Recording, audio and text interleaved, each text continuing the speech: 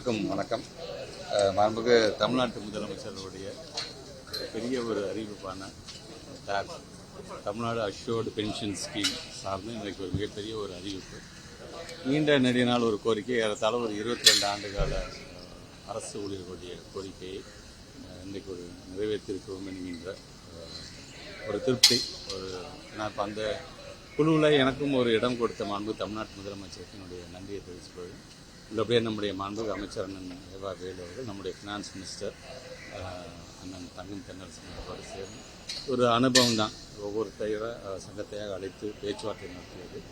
அது தொடர்ந்து நாங்கள் என்ன செய்கிறோங்கிறத தொடர் கண்காணிப்பு நம்முடைய தமிழ்நாட்டுடைய மாண்பு முதலமைச்சர்களும் துணை முதலமைச்சர்களும் ஒவ்வொரு பேச்சுவார்த்தை ஒவ்வொரு ரவுண்டு நாங்கள் முடிக்கும் பொழுதும் என்ன பேசப்பட்டது, அவருடைய எதிர்பார்ப்பு என்னவாக இருக்கின்றது அப்படிங்கிற அளவிற்கு தமிழ்நாட்டோட முதலமைச்சர் இன்றைக்கி ஒரு மிகப்பெரிய ஒரு அறிவிப்பை இந்த தொடர் கண்காணிப்பு மூலமாக இன்றைக்கி ஏற்படுத்தியிருக்கிறார்.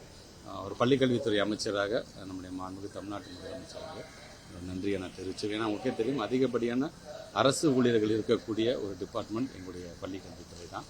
ஆக ஒட்டுமொத்தமாக இதில் பயன்பெற்றிருக்கின்ற எங்களுடைய ஆசிரியர் பெருமக்கள் சார்பாக நம்முடைய மாண்புமிகு தமிழ்நாட்டு முதலமைச்சர் அவர்களுக்கு எங்களுடைய நன்றிகளை நாங்கள் தெரிவித்துக் கொள்கின்றோம். அதே போன்று மற்ற அரசு ஊழியர்கள் அவர்களுடைய சார்பாகவும் எங்களுடைய நன்றிகளை நாங்கள் தெரிவித்துக் கொள்கிறோம்.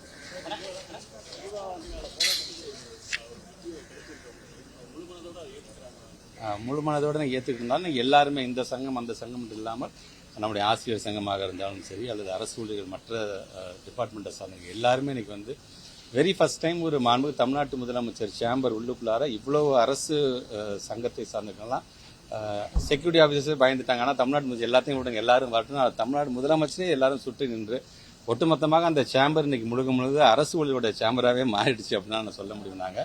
ஏன்னா எல்லாரும் அவ்வளோ அன்போடு அந்த இனிப்பை அவர்களுக்கு ஒரு தமிழ்நாட்டு முதலமைச்சருக்கு அரசு ஊழியர்கள் சார்ந்து ஒரு இனிப்பை ஊட்டி விட்டதும் சரி, தமிழ்நாட்டு முதலமைச்சர் அரசு ஊழியர்களுக்கு இனிப்பை ஊட்டியது வெறும் இனிப்பு மட்டுமல்ல, இந்த திட்டத்தின் மூலமாக இன்னைக்கு யார் என்பதை முத்தமிழ் கலைஞர் வழியில் இந்த திராவிட மாடல் அரசு எப்படி நடைபெறுகிறது என்பதை மீண்டும் ஒரு முறை எங்களுடைய தமிழ்நாட்டு முதலமைச்சர் நிரூபித்திருக்கார்.